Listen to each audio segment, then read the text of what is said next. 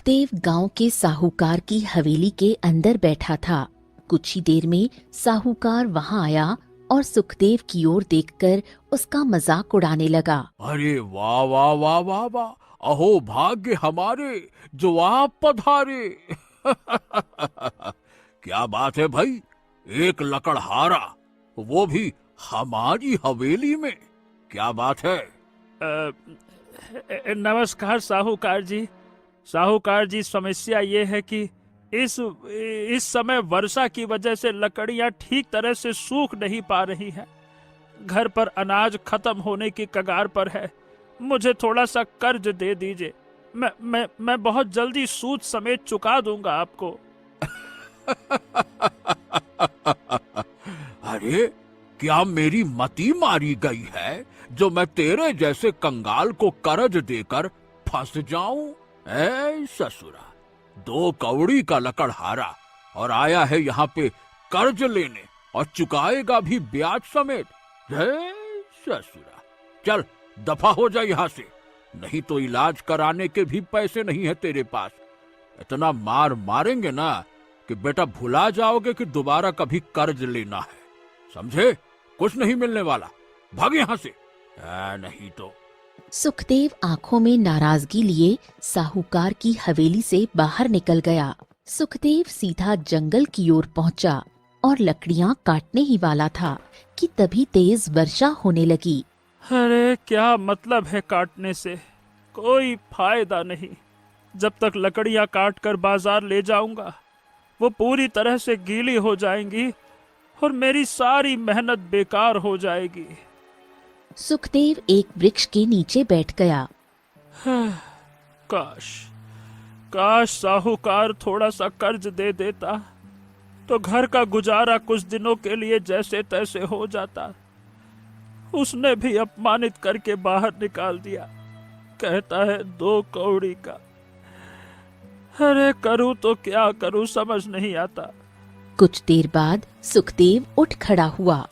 सुना है जंगल की गहराई में अच्छी गुणवत्ता की लकड़ियां होती है, चलो आज वहीं जाकर देखता हूँ। हाँ। सुखदेव कुल्हाड़ी लेकर जंगल की गहराई में चला गया। वो एक बड़े वृक्ष के पास रुक गया। हाँ, कहते हैं कि यहाँ की लकड़ियां बहुत ही अच्छी होती है, आज देख ही लेता हूँ। जैसे ही वो लकड़ी काटने वाला था, उसकी नजर दूर एक घायल मुर्गी पर पड़ी। पास ही एक साधु खड़ा था जो मुर्गी को ध्यान से देख रहा था। अरे अरे ये कैसे साधु हैं? सामने मुर्गी घायल पड़ी है और ये उसकी मदद करने की बजाय बस उसको देखे जा रहे हैं। ये क्या चक्कर है? सुखदेव घायल मुर्गी के पास पहुंचा।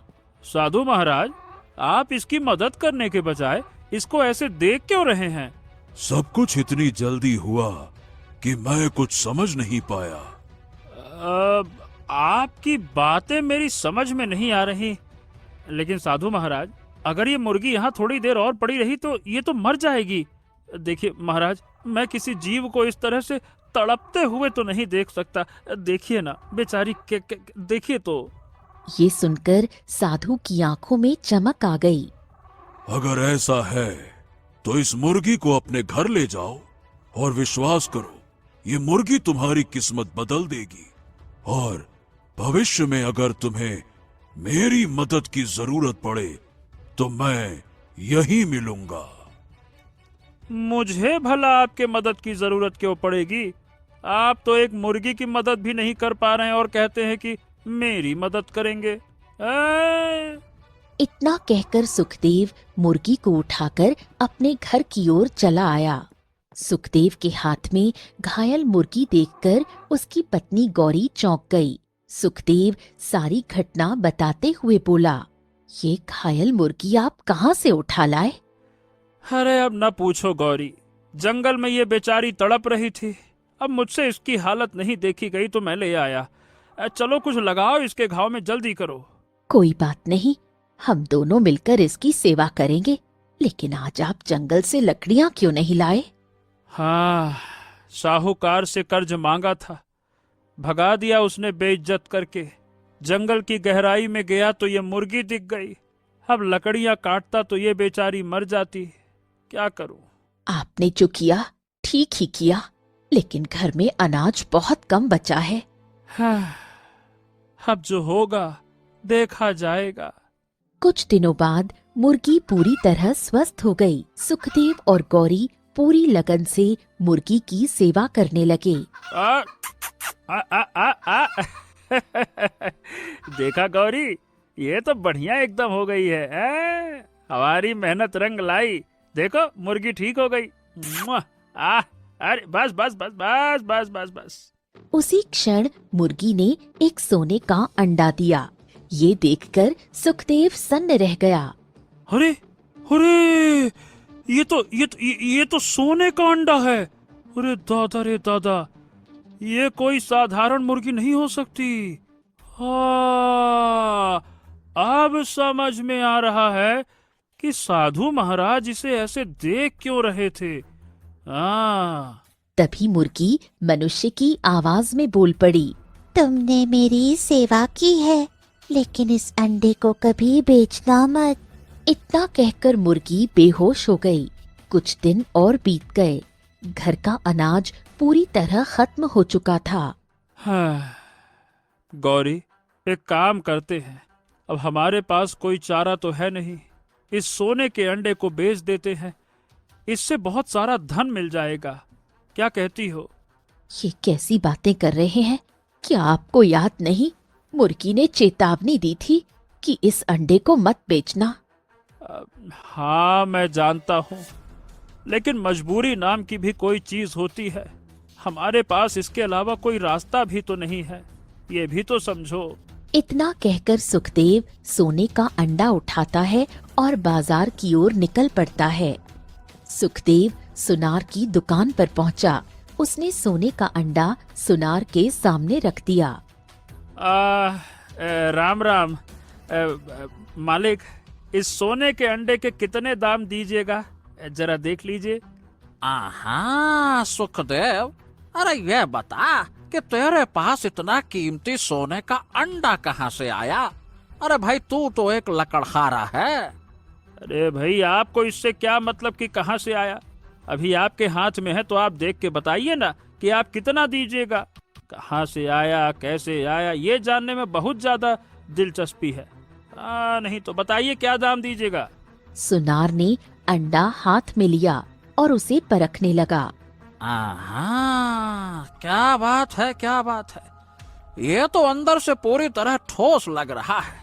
अरे भाई, जिस हिसाब से ये अंडा है, इसकी कीमत भी बहुत ज्यादा है। उसी पल सुखदेव के कानों में उसकी पत्नी गौरी की आवाज गूंज उठी। मुर्गी ने चेतावनी दी थी कि अंडा मत बेचना।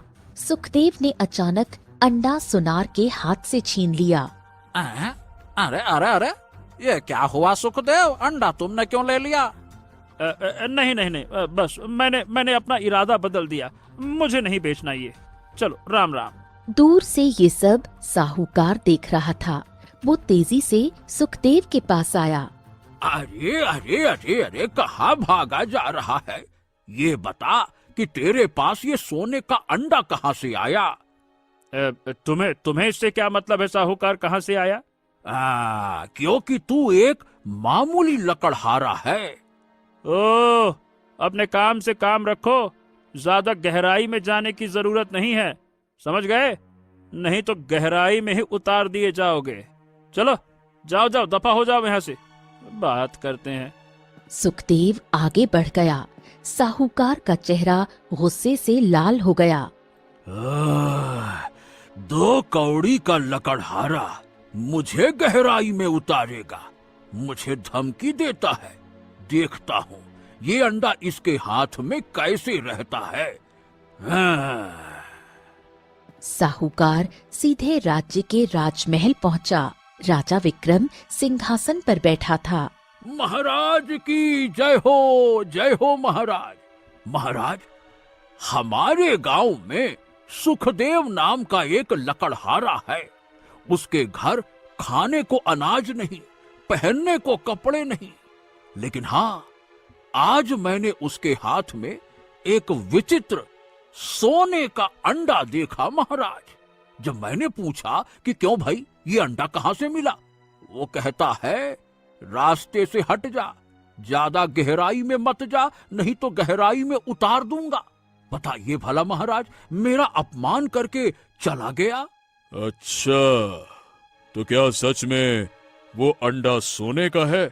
हाँ बिल्कुल महाराज।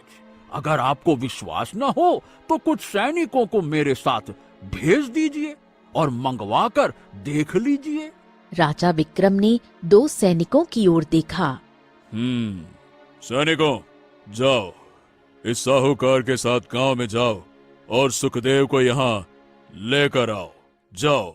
सुखदेव अपने घर के दरवाजे पर बैठा सोने के अंडे को देख रहा था। तभी वो साहूकार और सैनिकों को आता देख चौंक गया। हाँ चलो चलो 2 कौड़ी के लकड़हारे, महाराज ने तुम्हें अंडे सहित बुलवाया है, चलो। समझ गया, मेरी चुगली तुमने की है, चलो। दोनों सैनिकों ने सुखदेव को पकड़ लिया और राजमहल ले गए। राजा विक्रम सुखदेव की ओर देखकर बोला, साहूकार ने हमें बताया कि तुम्हारे पास एक विचित्र सोने का अंडा है। ये बताओ, ये अंडा तुम्हारे पास कहाँ से आया? सुखदेव ने मन ही मन सोचा कि अगर उसने सच्चाई बता दी तो मुर्गी भी छिन जाएगी। महाराज, बात यह है कि मैं जंगल की गहराई में लकड़ी काटने गया था, वहाँ ये अंडा झाड़ियों में पड़ा मिला महाराज। राजा विक्रम ने सिंहासन से उतरकर अंडा सुखदेव के हाथ से ले लिया। वाह क्या बात है। ठीक है, तो अब से ये अंडा हमारा हुआ। जाओ, तुम जा सकते हो। शाबाश, जाओ जाओ जाओ, वापस जाओ। महाराज, मैं बहुत गरीब हूँ, सोचा था कि इस अंडे को बेचकर कुछ धन मिल जाएगा। अब महाराज अगर ये भी चला गया तो मैं और मेरी पत्नी तो भूखे मर जाएंगे। महाराज ऐसा ना करिए महाराज, गरीब है हम लोग, ध्यान दीजिए ना। राजा विक्रम ने सुखदेव को ध्यान से देखा। वैसे तुम्हारी हालत बता रही है कि तुम भयंकर गरीबी से जूझ रहे हो। राजा मंत्री की ओर देखकर बोला, मंत्री जी, इसे कुछ सोने के सिक्के दे दो। मंत्री ने सोने के सिक्के सुखदेव को दे दिए। सुखदेव सोने के सिक्के लेकर घर पहुंचा। गौरी उदास बैठी थी।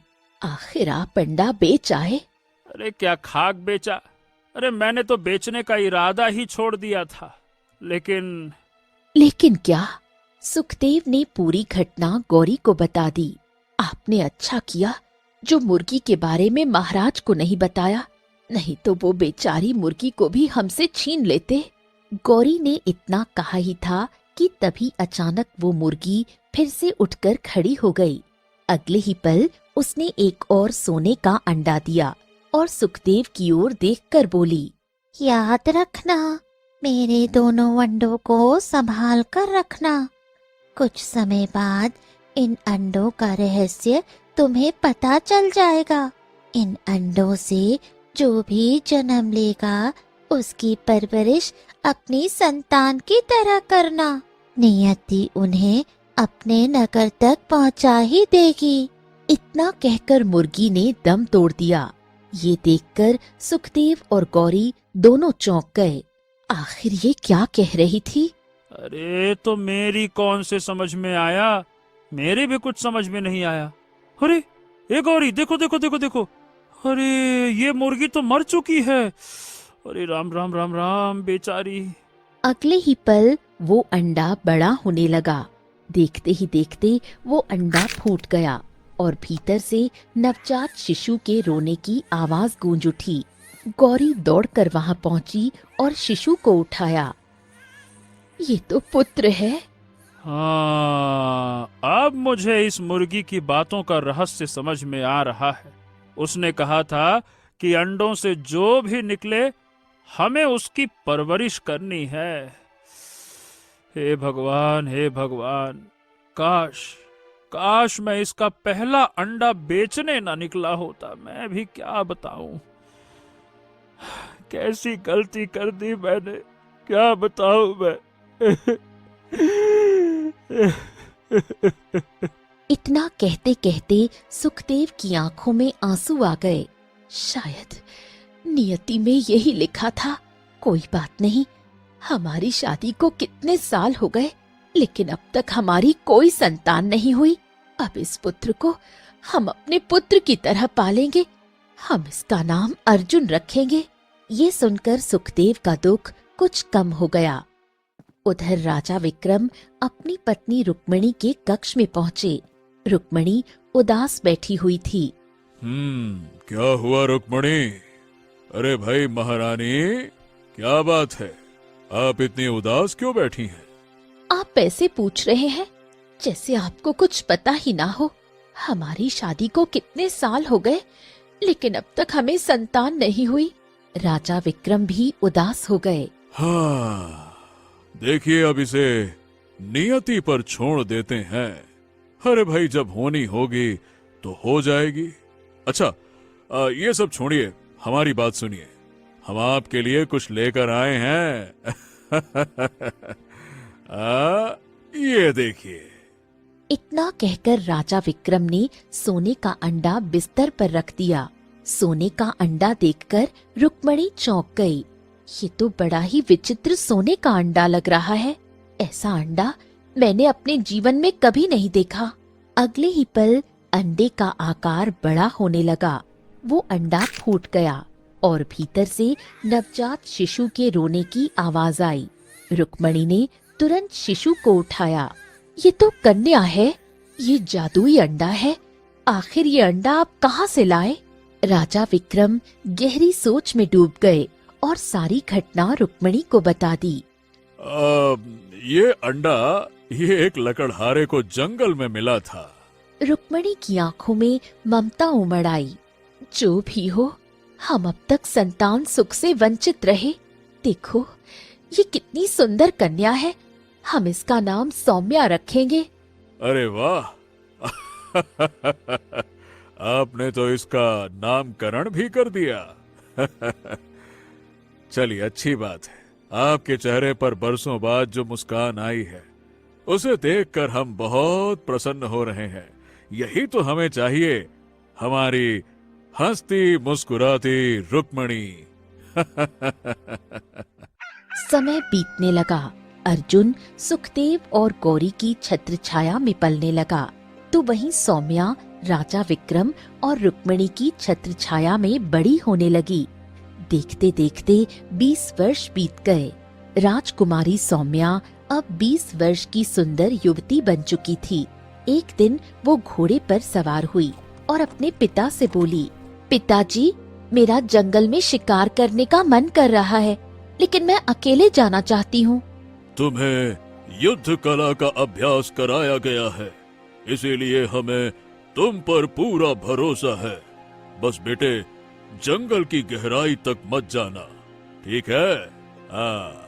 सौम्या मुस्कुराई और घोड़े को जंगल की ओर दौड़ा दिया। उधर अर्जुन जवान हो चुका था और अपने माता पिता का सहारा बन गया था। पिताजी, पिताजी, मैं लकड़ियां काटने जा रहा हूँ। शाम को जल्दी लौट आऊंगा। सुखदेव मुस्कुराया। अर्जुन कुल्हाड़ी लेकर जंगल की ओर निकल पड़ा। अर्जुन जंगल में लकड़ियां काटने लगा। ला ला ला ला आ, ला ना ना ना आ, अरे मजगद बना। तभी उसके कानों में कराहने की आवाज पड़ी। अरे, ऐसा लग रहा है जैसे कोई दर्द में करा रहा हो। अर्जुन आवाज की दिशा में गया। वहाँ एक युवती घोड़े से गिरी हुई थी और उठने की कोशिश कर रही थी। वो कोई और नहीं, राजकुमारी सौम्या थी। ओहो हो, लगता है कि आप घोड़े से गिर गई हैं। हाँ, मेरी कमर में मोच आ गई है।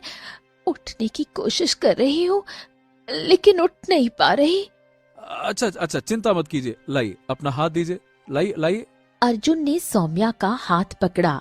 कलाई दबाई और एक झटके में उठाया। आ, आ, आ, कुछ ही देर में वो सामान्य हो गई। ये तो चमत्कार है, तुमने मुझे उठाया और मैं ठीक हो गई। इसका मतलब तुम जानते हो कि कमर की मोच कैसे ठीक की जाती है। हम क्या कहें, हम गरीब लोग हैं, हमें हर तरह की मुसीबत से जूझना आता है, तो अब बस। तुम्हें देखकर मुझे अपने भाई की याद आ गई। लगता है कि आपका भाई आपसे कहीं दूर गया हुआ है ना? नहीं, असल में मेरा कोई भाई है ही नहीं। मेरी हमेशा से यही इच्छा रही कि काश मेरा भी एक भाई होता। तुम्हें देखा तो लगा अगर मेरा भाई होता तो बिल्कुल तुम्हारे जैसा होता, मदद करने वाला और औरतों की इज्जत करने वाला। क्या बात करती हैं सौम्या जी, आप हैं राजकुमारी, मैं कहाँ ठहरा एक साधारण सा लकड़हारा। हम दोनों भाई बहन भला कैसे हो सकते हैं? आप भी मजाक कर लेती हैं। अच्छा। किसने कहा भाई बहन नहीं हो सकते? कल सुबह रोज यहीं आया करना, हम दोनों ढेर सारी बातें करेंगे। अर्जुन मुस्कुराया और हामी भर दी। सौम्या घोड़े पर सवार होकर वहां से चली गई। उस दिन के बाद राजकुमारी सौम्या और अर्जुन रोज मिलने लगे। राजकुमारी सौम्या अक्सर जंगल जाने लगी। धीरे धीरे ये बात राजा विक्रम को विचित्र लगी। राजा विक्रम ने अपने मंत्री को बुलाया। राजकुमारी सौम्या अब रोज जंगल जाने लगी हैं, जरा उन पर नजर रखो। हम देखना चाहते हैं कि आखिर वो किससे मिल रही हैं और क्या कर रही हैं। मंत्री चुपचाप वहां से चला गया। राजकुमारी सौम्या अर्जुन के पास बैठकर उससे बातें कर रही थी। थोड़ी दूर पर मंत्री ये सब देख रहा था, लेकिन उसने कुछ नहीं कहा। कुछ देर बाद अर्जुन वहां से चला गया। राजकुमारी सौम्या जैसे ही महल पहुंची, मंत्री उसके सामने आ गया। राजकुमारी, आपका एक साधारण पुरुष से मिलना, देखिए, ये ठीक बात नहीं है। तो आप मुझ पर नजर रख रहे थे? अब हम क्या करें, महाराज के आदेशों का पालन करना पड़ता है। आपके पिताजी ने कहा था। देखिए, मेरी बात मानिए, आप ठहरी एक राजकुमारी और वो ठहरा एक साधारण मनुष्य। क्या मेल है दोनों का? बस इससे आगे मत बोलिएगा। आपने जिस युवक को मेरे साथ देखा वो मुझे अपनी बहन मानता है और मैं उसे अपना भाई मानती हूँ। प्रेमी प्रेमिका के अलावा भी एक रिश्ता होता है और वो रिश्ता भाई बहन का होता है। ये सुनकर मंत्री मुस्कुराया। क्षमा कीजिएगा राजकुमारी, मैंने आपको गलत समझा। माफ कीजिएगा। मंत्री वहां से चला गया। मंत्री सीधे राजा विक्रम के पास पहुंचा और सारी घटना बता दी। हाँ, सौम्या को बचपन से ही एक भाई की चाहत रहती है। बस यही एक चाहत हम पूरी नहीं कर पाए। अगर वो किसी युवक को अपना भाई मानती हैं तो कोई बात नहीं, हमें इस बात से कोई एतराज नहीं है। लेकिन हाँ, उस युवक के बारे में पता करो, वो कहाँ रहता है, क्या करता है। हमें ये जानना चाहिए कि हमारी पुत्री जिसे अपना भाई मानती हैं, उसका ठिकाना कहाँ है और उसके साथ वो सुरक्षित हैं या फिर नहीं। मंत्री चुपचाप वहां से चला गया। अगले दिन अर्जुन जंगल जाने की तैयारी कर रहा था। हाँ अर्जुन, अब बेटा आज तुम्हारे माँ की तबीयत कुछ ठीक नहीं है। मैं क्या कहता हूँ कि आज जंगल मत जाओ।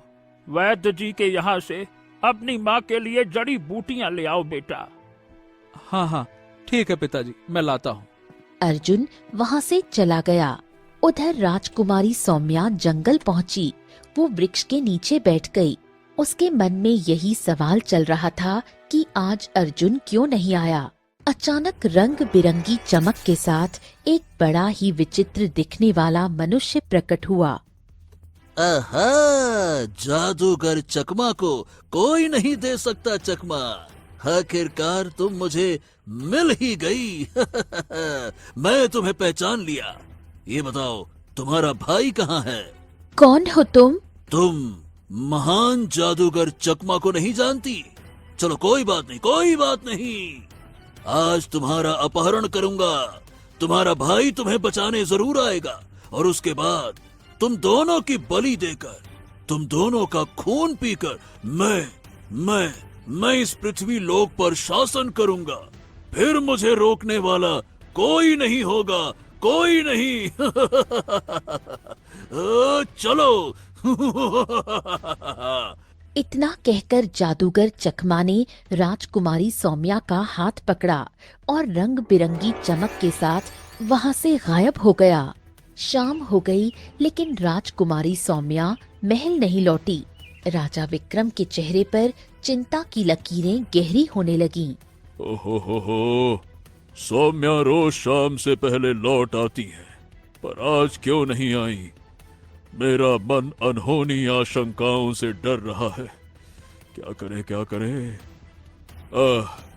जाओ, उस युवक को पकड़कर लेकर आओ। मंत्री जी, जिसे सौम्या अपना भाई मानती थी, कहीं ये उसी का षड्यंत्र तो नहीं है? आखिर कुछ भी हो, वो उसका सगा भाई भी तो नहीं है ना? जाइए, उसको लेकर आइए, जाइए। हाँ, जैसी आपकी इच्छा महाराज। मैंने उसका घर और ठिकाना देख लिया है। मैं लेकर आता हूँ। अर्जुन अपनी माँ की सेवा कर रहा था। तभी अचानक दरवाजा खुला और सैनिक भीतर आ गए। अर्जुन और सुखदेव दोनों चौंक गए। अरे ये बता, राजकुमारी कहाँ है? हैं? कहाँ छुपा रखा है उनको? आज तो मैं जंगल गया ही नहीं। ये सुनकर मंत्री क्रोधित हो गया। अच्छा, अब तो मुझे पूरा विश्वास हो गया है कि ये तेरा ही षड्यंत्र है। एक तो चालबाजी करता है, ऊपर से झूठ बोलता है। चलो, इसे गिरफ्तार करो और ससुरे को बंदी बनाकर महल ले चलो। चलो। अरे ये आप क्या कह रहे हैं? मेरा बेटा निर्दोष है। आप उसे बंदी क्यों बना रहे हैं? उसने कोई गलत काम नहीं किया। मंत्री जी, मेरी बात सुनिए। अरे तुम्हारे बेटे को राजकुमारी सौम्या अपना भाई मानती थी, तो ये दोनों कई दिनों से जंगल में मिलते थे और आज राजकुमारी महल नहीं पहुंची। महाराज को शक है कि ये किसी षड्यंत्र का हिस्सा हो सकता है। समझे? चलो, ले चलो इसको। इतना कहकर मंत्री अर्जुन को पकड़कर ले गया। सुखदेव भी पीछे पीछे चल पड़ा। कुछ देर बाद अर्जुन को राज दरबार में पेश किया गया। राजा विक्रम क्रोध में अर्जुन से कुछ कहने ही वाले थे कि तभी रोता हुआ सुखदेव वहां पहुंचा। सुखदेव को देखकर राजा विक्रम चौंक गया। राजा विक्रम सुखदेव की ओर देखते ही उसे पहचान गया। तुम तो वही हो ना, जिससे हमने बरसों पहले सोने का अंडा लिया था, है ना? सुखदेव रोने लगा। हाँ महाराज, हाँ। वही हूँ महाराज, वही हूँ। और ये तुम्हारा पुत्र है ना? हाँ महाराज, हाँ, ये हमारा पुत्र है महाराज, हमारा पुत्र। अरे ये रो क्यों रहे हो? क्या तुम्हें पता है इसने राजकुमारी का अपहरण करके राजकुमारी को कहाँ रखा है? सुखदेव फूट फूट कर रो पड़ा। महाराज, ये बहुत ही सीधा साधा है। ये किसी का अपहरण नहीं कर सकता है और ये मेरी खुद की संतान भी नहीं है महाराज। ये सुनकर राजा विक्रम चौंक गया। क्या मतलब है तुम्हारा? साफ साफ बताओ। सुखदेव ने 20 वर्ष पुरानी घटना सुनाई और कहा कि किस तरह अर्जुन का जन्म अंडे से हुआ। राजा विक्रम बुरी तरह चौंक गया। वो सिंहासन से नीचे उतरा। जानते हो, ठीक वैसे ही राजकुमारी सौम्या का जन्म भी एक अंडे से हुआ था। ये सुनकर सुखदेव सन्न रह गया। अर्जुन ये सब सुन रहा था। उसकी आंखों से आंसू बहने लगे। हाँ, आखिर आखिर ये सब कुछ हो क्या रहा है? मतलब इस तरह से देखा जाए तो राजकुमारी सौम्या और मैं एक तरह से सगे भाई बहन हुए। लेकिन ये कैसा रहस्य है कि हम दोनों ने अंडे से जन्म लिया? और वो मुर्गी कौन थी? राजा विक्रम गहरी सोच में डूब गया। तभी सुखदेव को कुछ याद आया। महाराज, जब मैं घायल मुर्गी को उठाकर घर ले जा रहा था, तब एक साधु महाराज ने कहा था कि अगर भविष्य में जरूरत पड़े तो वो यही मिलेंगे। हो न हो महाराज, वो साधु महाराज ही इस रहस्य को जानते हैं। हाँ, तुम बिल्कुल सही कह रहे हो। हाँ, मैं उस साधु महाराज से मिलना चाहता हूँ। कहाँ है वो पिताजी? कुछ ही देर बाद राजा विक्रम, सुखदेव और अर्जुन घने जंगल में पहुंचे, जहां एक साधु ध्यान मग्न बैठा था। सुखदेव साधु के पास पहुंचा। साधु ने आंखें खोली और सुखदेव की ओर देखा। आखिरकार तुम्हें यहाँ आना ही पड़ा। सुखदेव ने सारी घटना साधु को बताई। साधु गंभीर हो गया। तुमने जिस मुर्गी की सेवा की थी और जिसने सोने के अंडे दिए थे, वो कोई साधारण मुर्गी नहीं थी। वो परीलोक की रानी चंद्रवती थी। राजा विक्रम, अर्जुन और सुखदेव तीनों चौंक गए। हाँ, ये आप क्या कह रहे हैं महाराज? बरसों पहले परीलोक में जादूगर चकमा नाम का एक जादूगर रहा करता था। उसने परीलोक के वासियों का जीना हराम कर रखा था। उसने एक ऐसी सिद्धि की थी जिसके अनुसार उसे परीलोक की रानी की कोख से जन्मे 2 बच्चों की बलि देनी थी और उनका खून पीना था। उस खून से वो इतना शक्तिशाली हो जाता कि परीलोक पर शासन कर सकता था। एक दिन उसने परीलोक पर आक्रमण कर दिया, राजा सूरज को कैद कर लिया और रानी चंद्रावती को मुर्गी में बदल दिया। साधु कुछ पल रुका। बस, मैं उस समय परीलोक का राजगुरु था। मैंने समझ लिया कि ये केवल रानी ही नहीं, बल्कि उनकी कोख में पल रहे बच्चों की जान भी खतरे में है। मैंने अपनी शक्ति से रानी को उठाया और परीलोक में लेकर आ गया।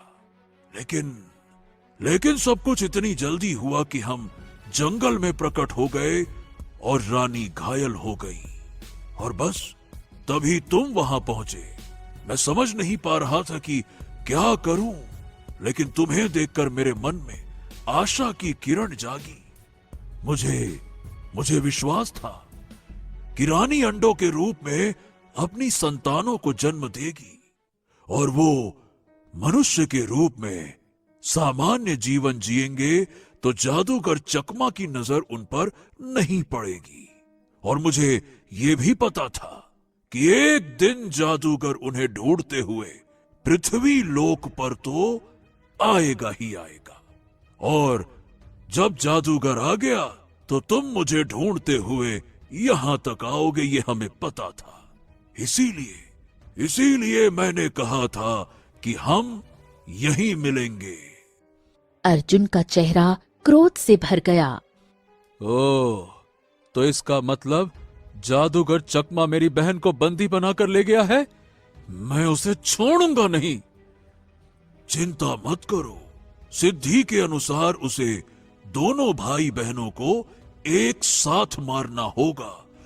अभी केवल राजकुमारी उसके कब्जे में है, इसीलिए वो कुछ नहीं कर सकता। मैंने इन 20 वर्षों में घोर तपस्या करके उसका अंत करने का अस्त्र प्राप्त कर लिया है। अब उसका अंत तुम्हारे हाथों होगा। साधु ने मंत्र पढ़ा। रंग बिरंगी चमक के साथ उसके हाथ में त्रिशूल प्रकट हुआ। ओम। ये लो, तुम परी लोक के वासी हो। पहले तुम्हें ये ज्ञात नहीं था, लेकिन अब है ज्ञात। अब पृथ्वी लोक और परी लोक दोनों के राजकुमार हो। तो अब आंखें बंद करो, पृथ्वी लोक का स्मरण करो। जैसे ही तुम अपने महल में स्वयं को पाओगे, तुम्हारी दिव्य शक्तियां जाग जाएंगी। अर्जुन ने त्रिशूल थामा और आंखें बंद की। अगले ही क्षण वो परी लोक के महल में प्रकट हुआ। एक पिंजरे में एक बूढ़ा व्यक्ति कैद था। जादूगर चकमा सामने खड़ा था। पास ही राजकुमारी सौम्या अचेत पड़ी थी। आहा, जादूगर चकमा का चकमा चल गया। आखिरकार बहन को बचाने के लिए और ले उतका भाई आ गया। लेकिन अब तू कुछ नहीं कर पाएगा। बरसों पहले तेरे पिता भी कुछ नहीं कर पाए, तो तू क्या कर पाएगा? अर्जुन ने त्रिशूल उठाया। और ले, तुझे क्या लगता है ये साधारण अस्त्र मुझे समाप्त कर देगा? अर्जुन ने त्रिशूल से वार कर दिया। जैसे ही त्रिशूल ने जादूगर को स्पर्श किया, उसके शरीर में आग लग गई। मैंने तुझे कमजोर समझने की भूल की।